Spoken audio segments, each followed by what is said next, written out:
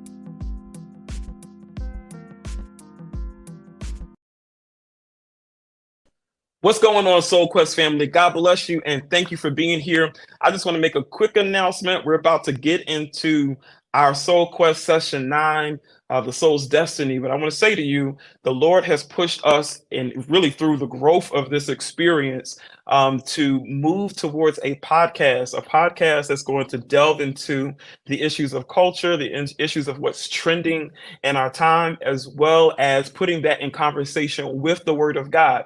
So today is going to be a little bit different. We're still going over the same texts that are in the workbook. We're still talking about the theme of the soul's destiny, but we are putting it into the conversation of what's taking place in pop culture and culture at large. So thank you for being here. There are going to be some directives about how to continue the growing process with us post Soul Quest as we venture into this podcast. It doesn't have a name yet.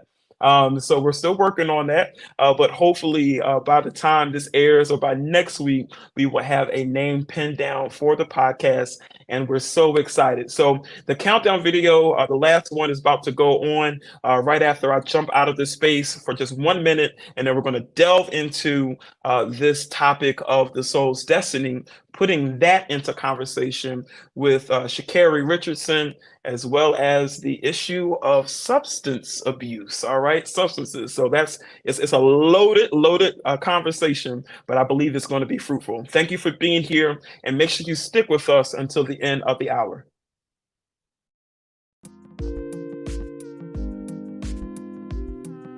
Welcome, everybody. This is Sean Tripline checking in. For those of us that are part of our Soul Quest community, we are doing the 9th session. And for those of us who are joining us for the first time for the podcast, this is the first episode of the podcast that does not have a name yet. All right. Yeah. And my brother Jalen Baker is here. Talk to us, Jalen. What's going on, y'all? It's good to be back, Tripline. Thank you for having me. Yes, sir. Yes, sir. For those that do not know Jalen, he is a pastor. He is the assistant pastor at the Jacobswell Community Church in North Brunswick, New Jersey, and I am assistant pastor at the Bethlehem Baptist Church in Springhouse, Pennsylvania. And God has blessed me to serve in multiple capacities. And today we are so excited about this conversation. Mm, There is a title to this conversation that probably will catch somebody's attention. Um, it's Yes, sir. entitled Sha'Carri, Weed, in Heaven. And Mm, so we've got some different mm, things that we're kind of mixing together in our time today. We mm, all know, if you've been following social media and the news, that Miss Richardson has done a fantastic job of representing the United States of America on the international stage, and she just won a global meet, winning a gold medal on Monday night, and it was very exciting to see her success.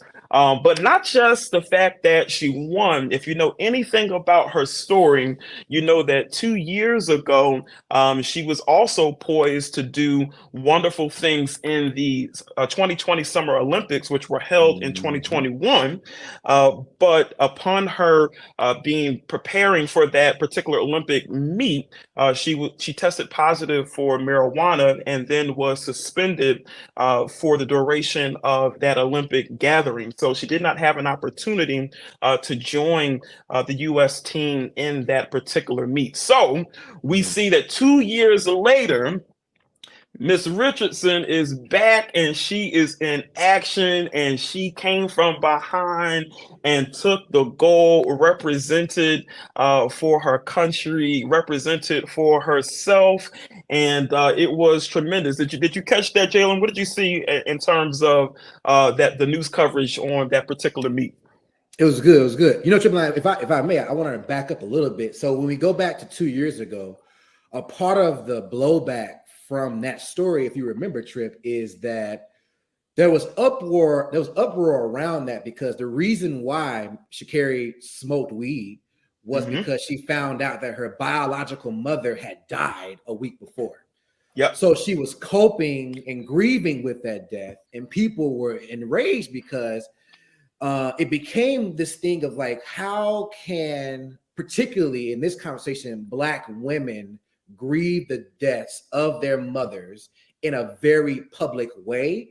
And why can't the Olympics have, why can't they not have any empathy for this, right? Like, why is she being punished for doing something that some people will call that's very human, right?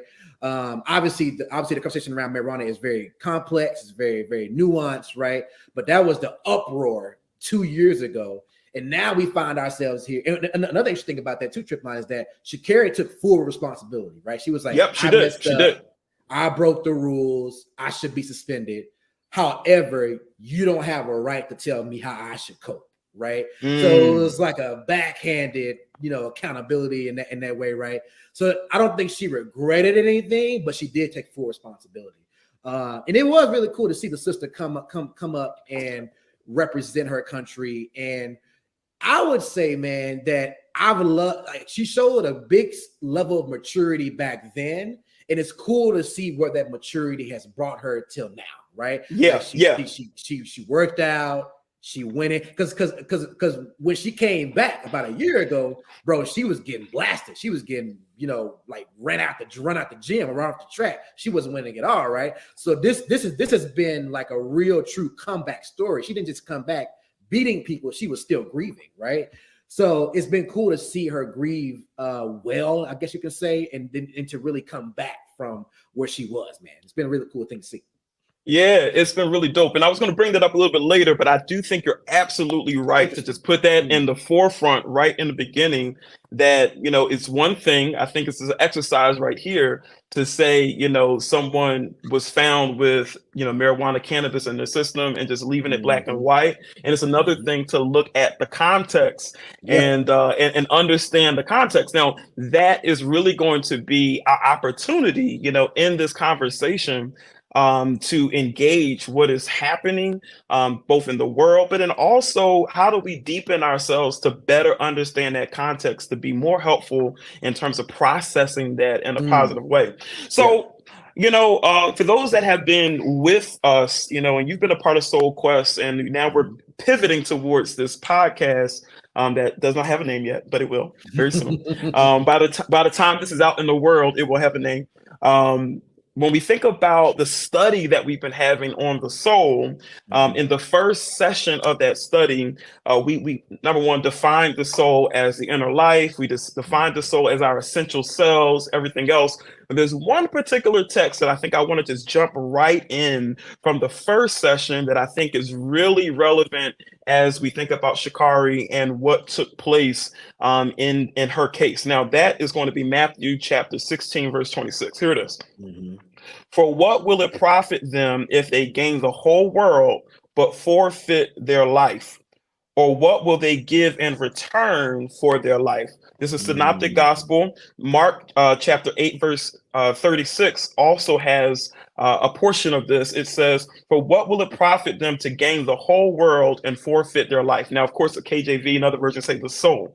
Now, the reason why I think that this is really relevant to the case of Sha'Carri Richardson is because she's someone that has gained this level of celebrity. She's someone that has gained the international media's attention, right? She's someone that sits in a very different situation than the rest of us. Plenty of folks have done marijuana, all right? Just to say that, whether you're Christian or not, whether you're one political party or not, whether you're one demographic, one generation, there's a lot of people smoking weed, a lot of people ingesting marijuana.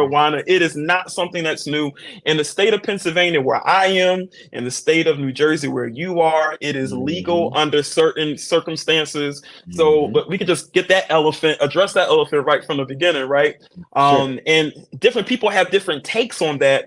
It is not my goal in this space, and I don't think it's yours either, to say whether it's right or wrong from a spiritual perspective or not.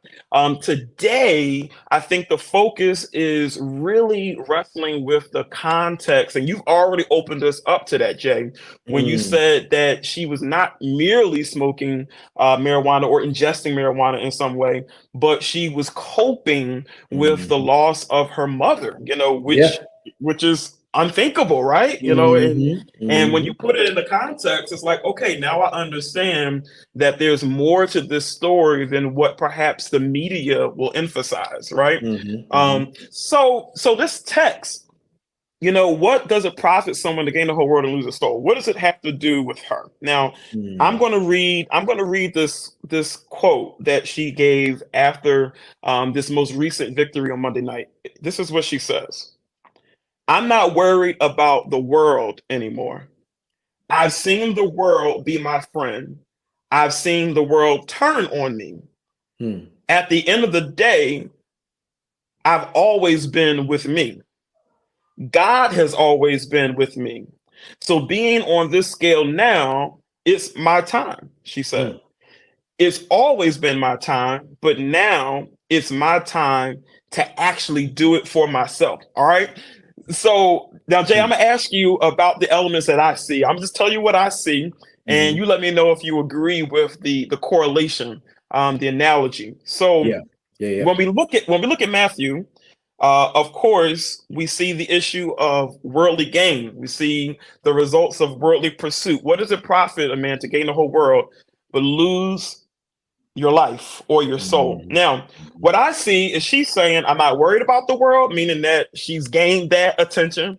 She's gained that level of prominence. She's gained that level of status. And then she says, I've seen the world turn on me. So she's added a new element to this conversation. I've gained the world, her version of gaining the world, and I've also lost it at the same time, right? Wow. And then she says, at the end of the day, she says, now it's my time to do it for myself. Now there's this move from the vastness of the world to the problems that she's had on that stage. Now she's recentering herself and focusing on what her goals mean to her as an individual. And I think that when I hear that, I can hear many of the same elements from those texts that really show that are pointing us to the fact that, you may have desires to grow, you may have desires to grow to a certain level in your career, in your life, in your sport, in your vocation, Mhm. and your talent, whatever Mhm. else, and you may get there and it may not be what you actually thought it would be, or it may Yeah. bring new problems that you never thought that you would have. And the Mhm. issue, of course, remains internal. What do you see, Yeah. brother? What do you see? You know what I see, Trip? I think those are all great points. But when I think about this story with Sha'Carri Richardson, I go back to that beginning, bro, because what I really see is when she lost her mom, which is obviously extraordinarily sad, right? What I saw her do in that moment was turn to a worldly thing to Hmm. escape from what she was going through, Yep, right? yep, And yep, I yep. think, and I think what we all struggle with as human beings, Christian or non-Christian, is when life backs us into a corner, when life hits us, right? What is our first initial response to that situation, right? And we've all had that response of turning to something worldly that's going to give us that temporary satisfaction, that temporary desire. And what we saw in Sha'Carri in this situation, right? When she turned to that thing, it cost her something, right? It cost her something that she had been working toward her entire life, right? Mm, So it's a little ironic to me in some ways, right? Because it's like she said that the world turned on her, right? But the very thing that she turned to something that was worldly to help her escape, right? mm. And when she made that turn to something worldly, right, the world that she turned to ended up turning on her, right?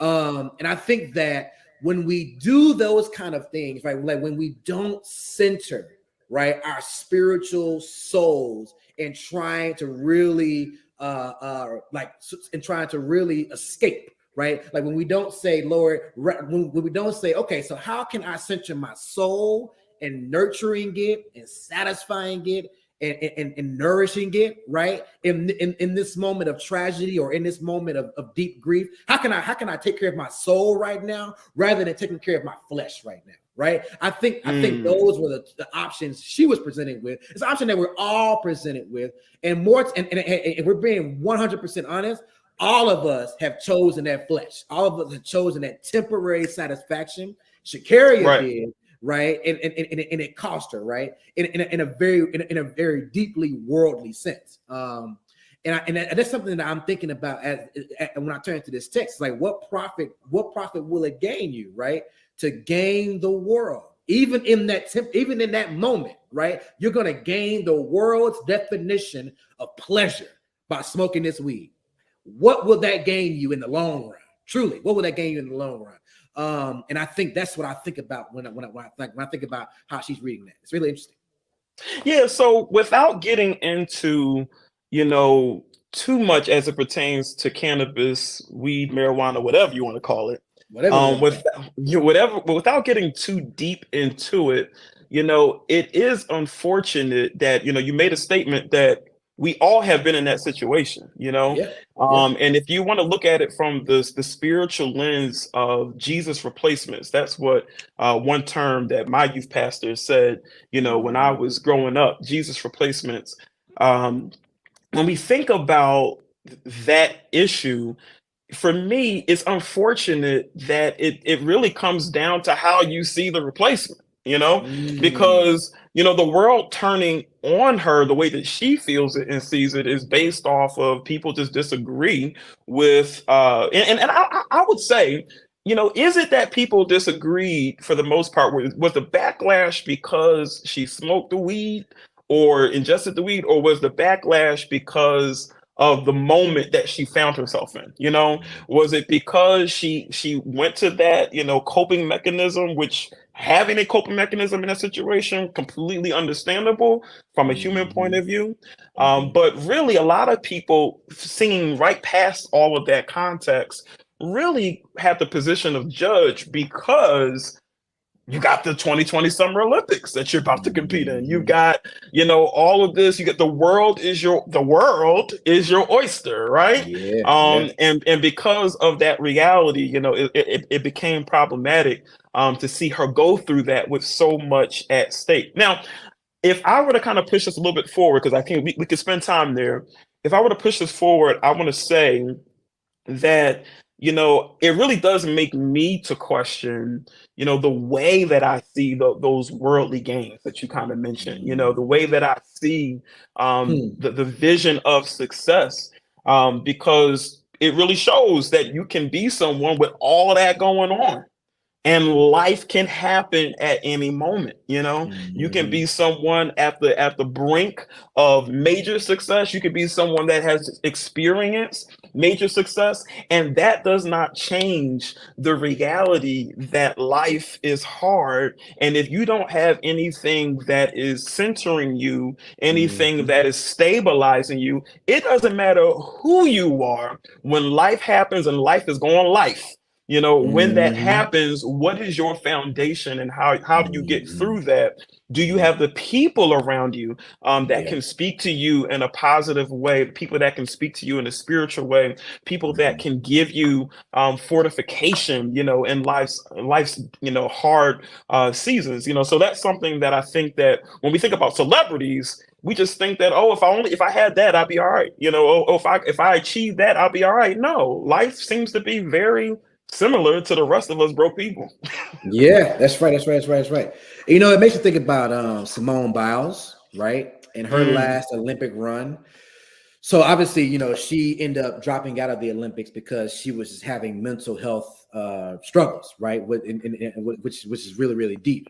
And I think in these situations, what Simone Biles represented to me in that moment was she prioritized her mental health over her world over any mm, worldly gain, right? She was mm, like, the worldly gain that I can attain by competing for a gold medal is not worth my sanity, right? It's not worth mm, my peace. It's not worth me going out here literally risking my life if I'm doing all these flips and these dangerous sort of gymnastic techniques not in the right mental framework. I could hurt myself, right? yeah, So it's like she looked at the worldly gain she could have attained, right, and said, you know what, it ain't worth it. You know what I'm saying? I have to be satisfied with what I've accomplished thus far, and what I can gain more. I have to put that on the back burner and focus on my own personal health and sanity. And I think that that's such a good sort of like quote unquote celebrity example of how one has to prioritize, right, their mental health, their spiritual health in light of even in the face of financial or worldly gain, right? God mm. has so much more in store for us. God is ultimately in control over our lives and our future, right? So it's like whatever God has for us, God's not gonna block that thing just because we're prioritizing our spiritual health and the spiritual health of others, even, right? He ain't gonna just block our future because we're doing that. He's actually gonna be like, that's actually wise and sound judgment that I have given unto you, and I applaud you for using that wise judgment rather than chasing after something that you think will give you worldly success. That's great. I think that's powerful, brother. I think that's powerful. Mhm. So I wanna just piggyback off of that, because for those that are watching this via video, whether that be YouTube or Facebook, you can see behind me that there's this banner called Soul Quest. And I'm just saying that for those that may be listening via Spotify or somewhere else, that this is something that we have been on a journey in Mhm. terms of digging deep and getting beyond the external things, and looking at the nature and the condition and the identity of the soul. And I think what you just mentioned about Simone Biles is so key, because yeah, she made that choice. She said, I can't do this right now. And just like Sha'Carri, I know I'm saying her name wrong all these times, but Shakira, just Shakira. like Sha'Carri, just like Sha'Carri, Yeah, yeah. the reality is that there was a decision, and her decision was, I'm going to move forward, and she went to, her coping mechanism, which did not work out for her. But they both dealt with backlash. Okay, they Yeah, both ended it's up true. dealing with the media. They both had to deal with criticism, and Mhm. of course, as Black women in America, it's not going to be any easier given Yeah, their demographic having to deal with all of that criticism. yeah. So in some ways, you could see Simone's decision as a type of soul quest and as a type of Mhm. understanding that I need to take care of my inner life, my inner being, my inner self. Mhm. I need to take care of my Mhm. mental health and wellness before I, continue this competition piece. Now, Mhm. also, Simone is to be commended. They both had options and they both dealt with criticism, but Mhm. Simone must be commended. I didn't know we were going to talk about her today, but here we are. She's married to a member of the Green Bay Packers, Ah, and loss. To her utter loss. To her utter loss. My God, my God. so for those of you that don't know, some of our tertiary identities, I am a devout Green Bay Packer fan. All right. Mm. If Lord willing, I will be in Chicago on week 1. I pray My for God, my God. the beginning of the season. Now, Jalen is a Cowboys fan. We them boys. We So them so boys. oh. Well, man, the haters gonna always exist, bro. Mm. The haters gonna always be out Oh there, bro. They always yeah. exist. The minute you give us something to hate, we will do it. But Oh my until then, God, that'll until preach. then. That'll preach right there. So, but no, seriously, Yeah, yeah. she is to be commended for Mhm. making that decision despite of the backlash. Now, let's say as we think about our own lives, we Mhm. may not always have, as many options. Mm. Um, I was actually I was actually watching today. I think it was on Snapchat. I was watching a little clip about Diggy Simmons, and what came up was it was basically saying like, what happened to Diggy Simmons? He came out with an album all these years ago. He came out with another one in 2018, I think it was. We haven't really heard from him. Why isn't he making music? And for those that don't know, Diggy Simmons, he's the son of Rev Run, member of Run DMC, as well as the nephew of Russell Simmons, who founded the very successful Def Jam Records, right? And basically, the reason that was given for why he hasn't pursued a career in hip hop, despite something that he has desired, is because he did not want to deal with the backlash of people saying that, oh, you're only successful because of your genetics. You're only successful because you got a leg up on everybody else. Mm. And the video pretty much outlined his journey and how he's wrestled with people criticizing him. And it ain't stopped other artists who didn't have that rough upbringing. It didn't stop a lot of folks. It didn't stop Drake, and look at Mm. him. But for Diggy, it did affect him, and it has slowed his movement towards putting out music. The reason why I bring that up Mhm. is because the conclusion of the video was perhaps his upbringing and perhaps his family is not merely the reason that he has success, but perhaps is the reason he has not had success in hip hop. Wow. And what they were Mm. arguing was that if he were not a Simmons, then he would not have the luxury of putting his career on the back burner, at least his music career on the back burner. The rest of us, if we identify as musicians, we're gonna continue to put out songs regardless of what y'all say, regardless of your criticism, regardless of how you frame me. Mm. That's not gonna stop me from putting out music, but it actually did. So they tried to make the argument that perhaps, in some ways, in a reverse like psychological way, that his family upbringing and his connections actually has hindered him from being able to step out and do, what he has in his heart, to do. So, saying that, there's a struggle, within each of us as we try to contend with the elements of life. There's a struggle within each of us as we think about, what is holding us back? What are the circumstances that make life difficult and make life hard? And when I think about this particular study, where we're going today in this podcast, truly we have to just take it in. Life is difficult. Life is hard. Life Mhm. sometimes brings us to a place where we do not know how to handle, how to cope, how to make sense, how to find ourselves victorious.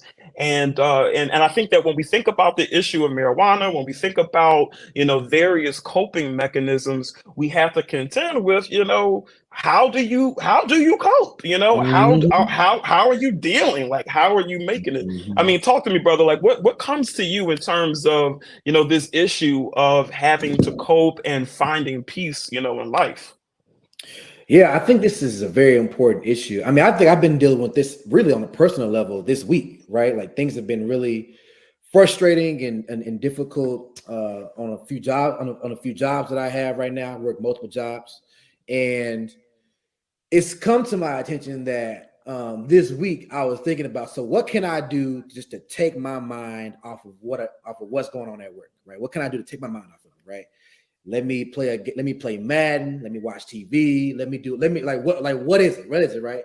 And I found myself being like, nothing I think about it can really satisfy my need to escape, right? Mm, It really can't satisfy it, right?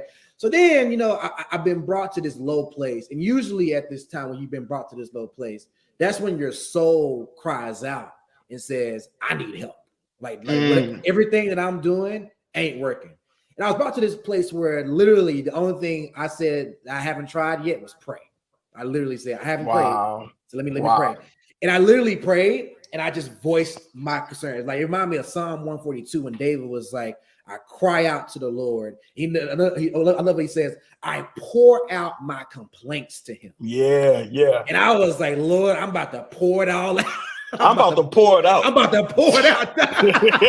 I'm about to make it rain. I'm about to make it rain up in this. I'm about to pour it out. I'm about to pour out these complaints. You know what I'm saying? And then when Yeah. you go to the Hebrew, right? Complaint isn't meant in this sort of petulant way. What the original language sort of means, I'm about to pour out my troubled thoughts, right? So what's troubling your Mm, mind? I'm about to pour it all out, right? And as I was pouring it out and getting it out, right, the Lord was revealing to me the source of my frustration. He was mm, revealing to me the source of like why I was really angry and frustrated with things that's going on at work. And that's when God was like, I just need you to release this to me, like give this burden over to me. Right. And I mm, think what prayer can do for us is just bring clarity. Right. It's like, so what became clear to me was I was frustrated with things that were beyond my control. Right. I can't mm, control. There are certain things in these situations that I just cannot control. And God's like, bro, if you can't control them, why are you obsessing over them? Why are you worrying so much about them? Right. Just do what you can do what you can control. Like, and one thing I asked God, I was like, Lord, give me wisdom. I cannot tell you how much I need your wisdom, God. And that's what God, okay, great. I got you exactly where I want you to hear it. Like that now, I just need, but see, the thing is though, right? The pursuit of wisdom is not just a one-time thing, right? If you want my wisdom, God was telling me, you gotta pursue it daily, right? You gotta mm. come to me daily, and then it's gonna like sort of flow down like a river, right? You just can't go to the river and then go back into the woods. You gotta stay at the river. You gotta stay at the river, so it continues to flows through real easily, right? So yeah, I think for me, man, like when we think about coping, it really comes down to like, what are we doing to try to escape? And it's not to say that playing Madden, watching TV, hanging out with your friend, not to say any of those things are bad, right? But if you're relying on those things to solely get you through, that's where we get into trouble, I think, as human beings, right? Tim Keller has this thing where he says that when we talk about, like, Tim Keller believes that we make idols out of things, right? And he says Mm-hmm. when we make an idol out of something, is when we say making an idol is when we say when we make a good thing an ultimate thing. right? Ah, So so it's good. like it's a good thing, an ultimate thing, right? So it's like eating ain't bad for you, but if you eat too much, it can be too bad for you, right? So it's Yes. like don't make anything an ultimate. The only thing that's meant to be ultimate in our lives is God. And so rarely in all of our lives, we turn to God first, right? It usually we don't turn to God. We turn to so many other things first, but we don't turn to God, right? And I think sometimes for me, I've had to sort of like come to grips with just because God doesn't change my situation right away doesn't mean that prayer doesn't work. Because what happened to me yesterday, literally when I was crying out to the Lord, God changed me. And because he changed me, I had a different outlook on my situation. So I think that's what comes to mind for me, man, when it comes to coping, right? I think that so often we can rely on these things that just gives us this temporary pleasure, but it doesn't fix anything. It doesn't fix us, and it sure enough doesn't fix what we're going through in life. Man, that is so good, brother. I'm with you. I'm absolutely with you. Mm-hmm. I feel like, you kind of have expressed like in life, you get to this place where, like you said, the last thing I tried was prayer. And sometimes Mm-hmm. life deals a hand of cards where it's like, I really don't feel like I have any other resources but God. I need God to come through now. I tried to Mm-hmm. do it my own way. Now I need God to come through. And I think the analogy of Diggy Simmons is contrast to that because he didn't pursue his career or has not pursued it to the fullest Mm-hmm. because he had options, right? Because he Yeah. has money, right? and Mm-hmm. and for those of us like probably like Sha'Carri, who I'm still saying it wrong. It's fine. And you putting a little Philly twang on that joint. You know what I'm I'm putting saying? Philly twang on it. You know what I mean? I'm trying to take some ownership of my sister. You know what I'm saying? Make her part of my tribe. That's it, Doc. That's it. But for those of us who don't feel like we have options, and I think Yeah, that's where man. that analogy comes around. We find ourselves having to deal. Now, you said you used Tim Keller, which I think is helpful here. Don't make a good thing an ultimate thing, and I think that applies with just about everything in life. Mm, There are good things that can become mhm. ultimate things, and the minute that become ultimate things, they're problematic. Our Yeah. families are good things, but they're not Wow. ultimate things. My God, my Our God, my God. our finances are good things, and not ultimate things. The Yeah. reality is pretty much anything in life. Mm, It can be good in moderation. yeah. And there's some things that are never good, right? But there are Mm, many things, and most things in life can be good within a particular context and with mhm, a particular amount of usage that if not kept in its place, can become a problem. Now let's talk about marijuana. let's okay. talk about let's talk about Good. Sha'Carri. And girl, I'm trying to get your name right. All right, I'm trying my hardest. You let's good, bro. talk You about good. let's talk about her, because when we think about this issue of cannabis, Hmm. there are some people that would argue that, yeah, the good is medicinal use of cannabis, Hmm. and the ultimate is the recreational use, which has a tendency to evolve into a lifestyle. And Mm, I was having a conversation with another pastor on Facebook actually earlier this morning, and we were talking about this particular issue. People talking about it mm, online, and he basically was saying, I'm not talking about medicinal use. I'm talking about the potheads. mm, And I want to kind of talk about that, because for me, mhm, saying that it's medicinal versus recreational, if you're at the place where that's where you draw the line, I think even on the recreational side, even though that very well may be wrong, there's still a context to deal with. Just like you stopped me in my tracks earlier, was like, hey, let's not bring up the weed without bringing up she lost her mom, right? mhm, There's always a context, even in, I want to argue that even in the recreational usage of marijuana, the recreational usage of alcohol, the recreational usage of Madden, mhm, 2023, the recreational use of anything you go mhm, to, mhm, for support or escapism, mhm. there is something to be said about that. Now, here's my take on recreation. This is my take. I'm Okay. describing recreation as a pursuit of an altered reality that is inherently situated in dissatisfaction. Now, Woo! so what I mean by that, brother, Mm. is that we pull and we are going after things, and your thing may not be cannabis, your thing may not be marijuana, Yeah, bro. but we Repeat all. that definition again. Say it one more time for the folks outside. Say it one more I time. got you. I got you. I mean, Yeah. let me say it with my chest, like Yeah. Kevin Say Hart. it with your chest, dog. Uh, a pursuit of an Mm-hmm. altered reality that is inherently situated in dissatisfaction. Okay. So I'm not just speaking to acute situations. I'm not just speaking to the thing that Sha'Carri went through dealing with her moms, losing her moms. But I'm also speaking to just a dissatisfaction about life in general. And some of Mm-hmm. us are just generally bored with life. Some of us are dissatisfied with life. Some of Mm-hmm. us do not have a sense of joy in life, and Mm-hmm. we're reaching to things, all kinds of things, so that we can fill that hole or that lack of satisfaction that we have in life. Now, in that space, a lot of people would call that recreation. In Mm-hmm. that space, a lot of people would call that you're just doing this because you want to do it. And I think that there may be some truth to that, but there's something beneath that that I think really speaks to how we see ourselves and how we see ourselves surviving versus thriving Mm-hmm. in our context and in our world. So Mm. what do you, before I go too far, what are you thinking about that? What do you think? What does context play into this issue? I love it so much. I love it so much. You know, it makes me think of another Keller thing. Thinking about idols. Keller is going to say, right, that we were all created for single-minded allegiance, right? Mm, Which means that our hearts and minds were not created to worship multiple things, right?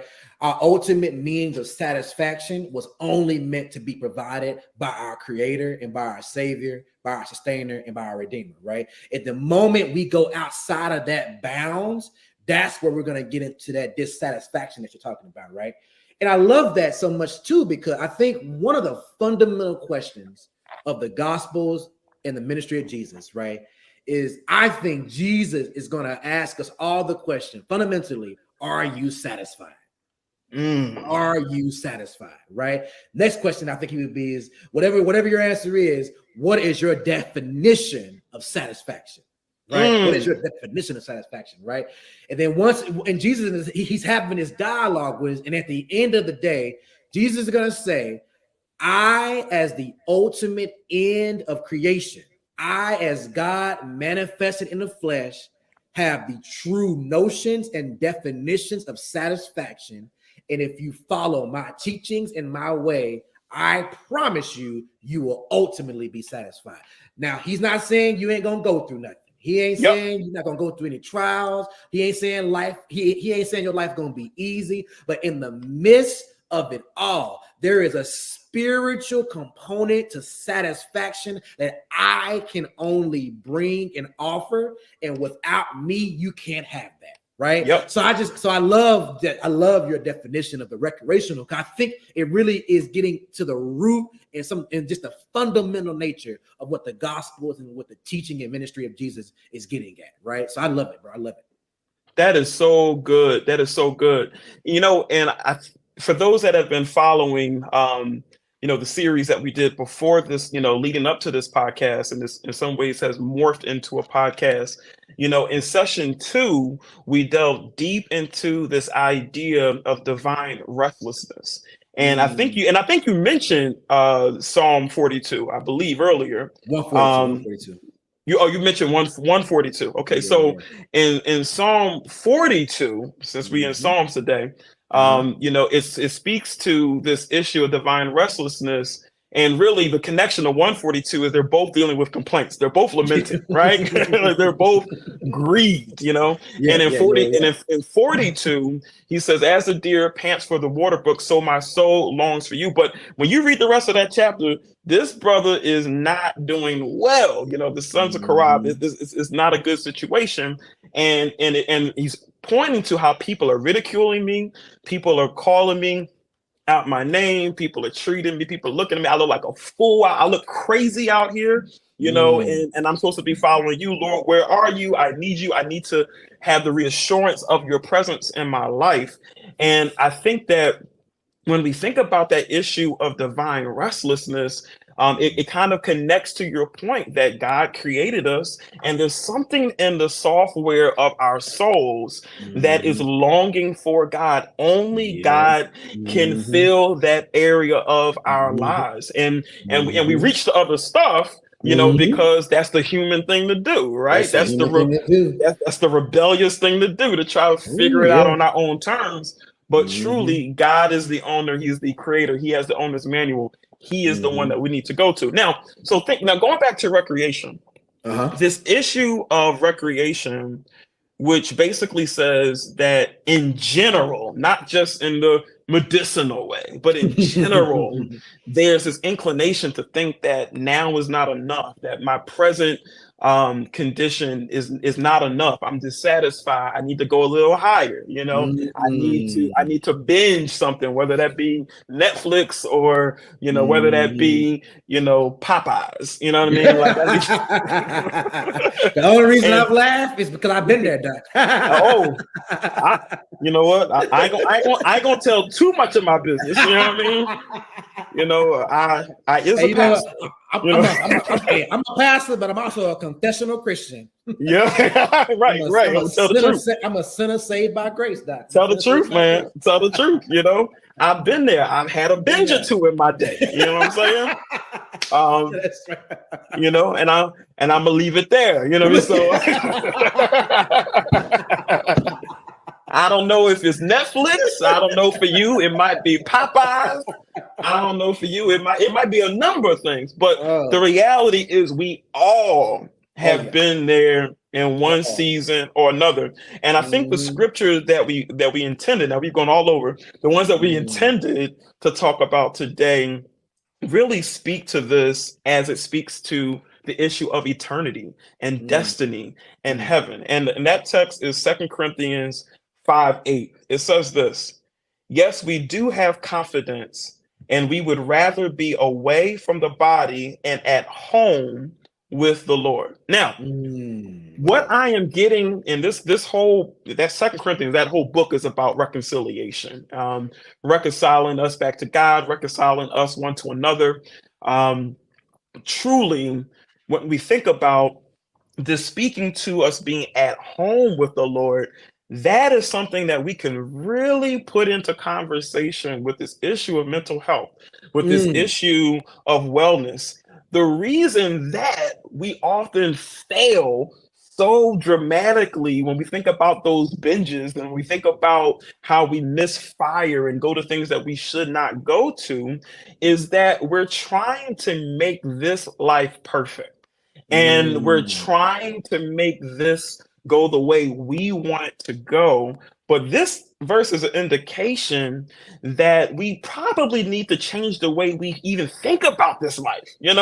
We need to change the way we even frame this life, because if we view our heavenly home as truly our home, if we embrace the scripture that says that we are citizens of heaven and not merely citizens of the United States or Pennsylvania, New Jersey, Texas, North Carolina, wherever you're from, or whatever country you're watching this from, if we're not merely those things, but we're truly of God and from God, and our souls have been crafted and made in the image and likeness of God, then it should not be a surprise that there's a degree of dissatisfaction with one's life. It should not be a surprise that separated from God, we do not feel complete, and we feel like we need to do things so that we can feel complete. So being at home with the Lord, for me, indicates, that there's something about the way that I see my life that needs to be upgraded and changed, that I need to accept the fact that truly I'm longing for God, and one day I will be fully glorified in the presence of God, where there won't be that temptation or that desire to want to, make things be right in my life. Yeah. You know what that reminds me of a little bit, and this is a bit of a tangent, but it reminded me of Whitney Houston, right? I remember Mm. Whitney said one time that when she was, because obviously Whitney, you know, we all know the story of Whitney. She was on crack cocaine. That's something that she struggled with that addiction her entire life, unfortunately, all the way up until her death. But one of the things she said was, y'all, you know, she said this to Clive Davis, actually. Said, you know, Clive, because Clive confronted her and wanted her to go to rehab, all that kind of stuff. She said to Clive shared the story. She said to him, she said, you know, everyone expects me to sing like an angel. In order for me to do that, I have to be with the angels up high, right? Mm. Which is, you know, but what Whitney, just thinking about what you said, right? She was putting her faith, right, not only in her talent, but she's also putting her faith in something that she believed could get her to this place that will allow her to sing with an angel, right, or like an angel. Well, what I think Whitney failed to realize the entire time, right, is that God already saw her as one of her children. She didn't need to get higher, right? Mm. She didn't need to get any whatever, right? God saw her as simply her child. He created her in his image. She was the imago Dei, right? But she felt like, right, in order to be accepted by the world, she had to achieve this highness, right? This another level of reality, right? To your point, that was deeply rooted, to your earlier point, in dissatisfaction, right? Because the thing about trying to get that high all the time is that you always are chasing. You're chasing it all the time, right? Whereas with God, there is no chasing. God's like, I accept you. You are my child, right? There is nothing that can change your status in my kingdom, right? In fact, I am the one who won your citizenship. I did all the work, right? Yeah. I became flesh. I became human. I died for your sins. I rose from the dead, right? I achieved your freedom. So, right. So I've done all the work. You're set. Now all I need from you is your yes. I just need your yes, your allegiance, your obedience, and we're good. Like I'm going to show you the way. You know what I'm saying? So I think sometimes we can also be deceived into thinking that God does not accept us as we are, kind of like Whitney did it, I think, in some ways, right? Analyzing her life, when it was like, Whitney, baby, you're accepted, right? Like to anyone out there, you are accepted. You don't need to achieve any level of highness for the Lord to elevate you or for the Lord to advance you in his will, in his kingdom plan for your life. All you need to do to achieve God's will for your life is say yes and obey. And I think that's something that I was thinking about as you were talking to Trip. That's powerful, and you just put me onto some things in terms of her experience. But that's powerful. You know, just thinking about the fact that we are accepted, that we are as close to God right now than we ever will be.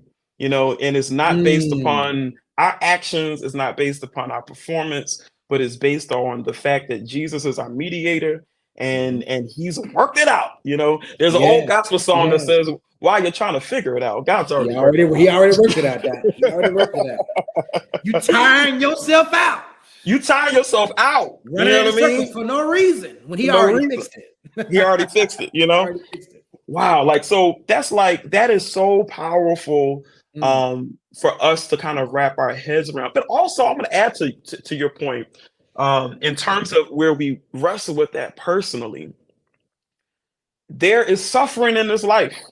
You Amen. know, Amen. there is the feeling we live in a broken world. The reason why when we talk about sin, we talk about it too narrow, you know. And I think that when somebody hears a word hears marijuana or cannabis, they immediately go to what's right and wrong about it, whatever else. And I understand that. I've done that.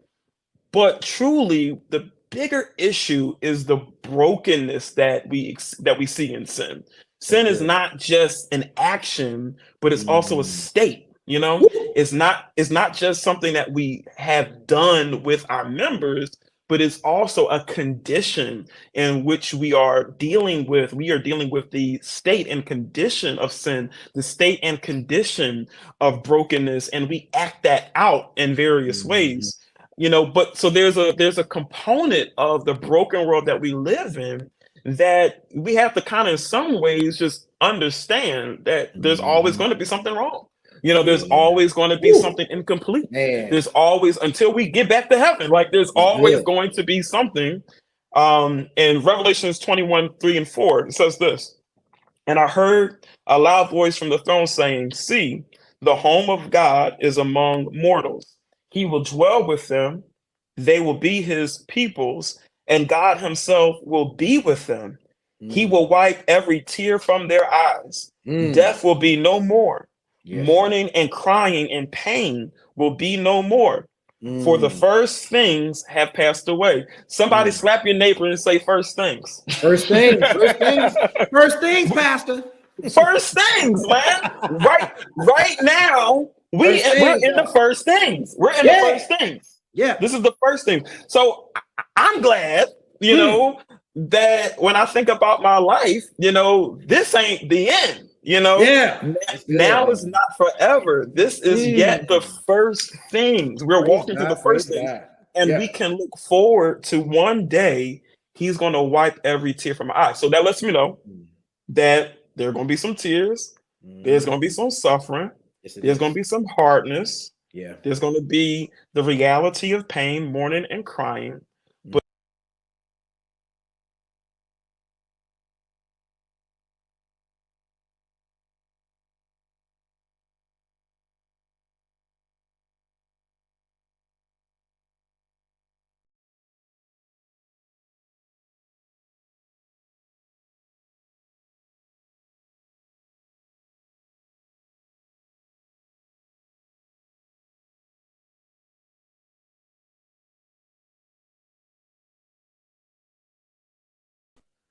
yes, we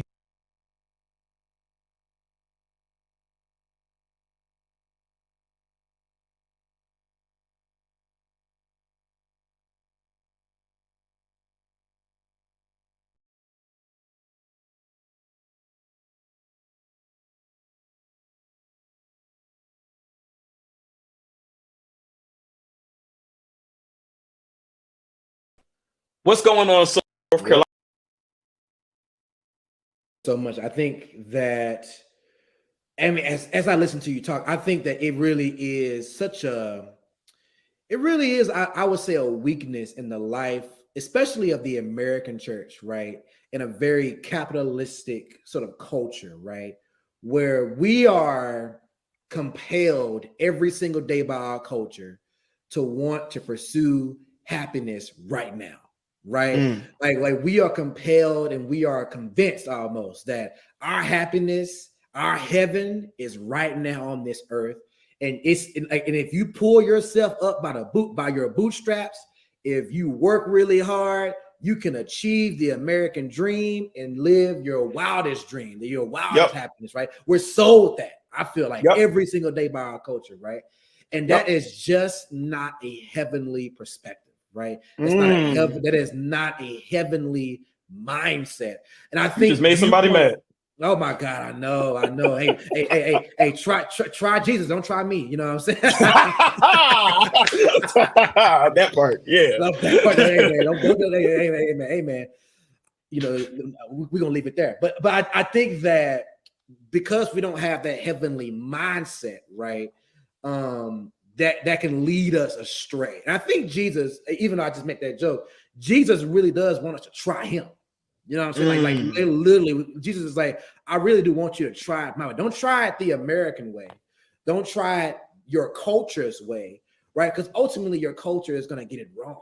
It's like every culture in the existence of humanity, from generation after generation after generation, every culture has gotten it wrong. Every culture has had some form of slavery, exploitation, just oppression. Every culture has gotten it wrong, right? But what has withstood the test of time is Jesus, his yeah. word, and his majesty, and heaven, you know what I'm saying? So I think Jesus really does say, try me. Don't try this culture way because it's going to lead you astray. But try me, man. Man, your definition right there, your explaining that, I think, is so key. Try me, try Jesus, Mm, because when we define recreation as a pursuit of an altered reality, we have to realize that we are pursuing something. Now, I didn't realize you were going to go. I know you're going to come for America real quick in there. But Always. to your point, life, liberty, and the pursuit of happiness is Yeah. what we are taught, that as Americans we Mhm. have the power and the privilege to pursue. And our definition of recreation, I mean, you feeding right into it, a Mhm. pursuit of an altered reality that's inherently situated in dissatisfaction. The Dissatisfaction. Yep. reality is we are pursuing a different reality, and Jesus is an invitation. He gives us an invitation. And try Mm. me. Come to Try me. me. If you are weary, Yeah. if you're heavy laden, Come unto me. come unto me. Let me, Mhm. my burden is easy, my yoke is light. Like, come That's to right. me. Let me That's give you what scripture rest. says. Let me give you rest. Let me give you You know what I rest. mean? Woo. Yes, You God. know, you look tired, you know. You look worn out. You look like what you've been through, you know. So Yo, so Jesus would come be to the one me. to tell us that. He tell, hey, Doc, you look like what you've been through, and it ain't You, too good. it ain't too good. So But don't you really, worry though. Don't you worry though. Sha'Carri, it took me a whole hour to get this right. All right. And I'm normally really good with names. Like, this is great. First episode, I'm tripping, right? I'm normally really good with names. So from her to Simone Biles, the wife of a Green Bay Packers player, to Diggy Simmons, to Whitney Houston, to Mm, those who are advocates for the American dream mm, and capitalism and everything else. Like, what yeah. unites us all is that we are all pursuing something. We all are pursuing something and wrestling with that reality, you know. Mm, So I'm grateful for this talk, man. I'm grateful for this amen. space to just like dig into this, It's you been a know, but beautiful also time. yeah, also speaking to what's going on, man. I'm Hmm. pumped up because this is really, I feel like this is really needed for me at least. I hope somebody else. I hope y'all feel the same way. Mm, I hope y'all that's feel the good. same way. So one thing I want to say to our audience, you know, we really want to hear from you in this process of delving into both culture as well as the Word of God. You know, let us know how you are processing the things that we talked about. We talked about a lot. We covered a lot of ground. You know, from sports to Mm, substances to, you know, eternity, you know. So I think mm, that's a pretty full plate there. And I, you know, on the way out, I want to say that you know, if you're really wrestling with that substance piece, you know, what my brother Jay just said, you know, is very key. Jesus offered the substance. You know, mm, he offered us a substance in John mm. chapter 4. You know, we think about smoking weed and all the other stuff going back to a time after time. He looked to a woman at the well and said, I'm going to give you some living water. This is the Woo! substance I have for you. Yeah, yeah, And yeah, that yeah. substance is going to be so that you.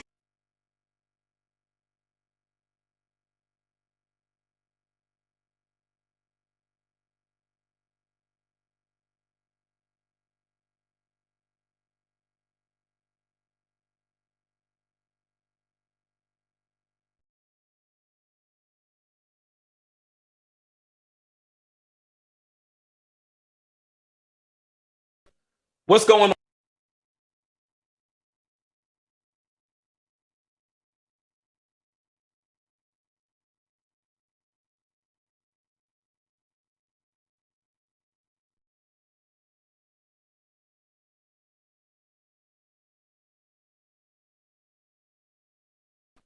What's going Culture has had. Simone Biles full plate there. And I, you know, on the way out, I want to say that you know, if you're really wrestling with that substance piece, you know, what my brother Jay just said, you know, is very key. Jesus offered the substance. You know, Mm, he offered us a substance in John mm, chapter 4. You know, we think about smoking weed and all the other stuff going back to a time after time. He looked to a woman at the well and said, I'm going to give you some living water. This is the woo! substance I have for you. Yeah, yeah, And yeah, that yeah. substance is going to be so that you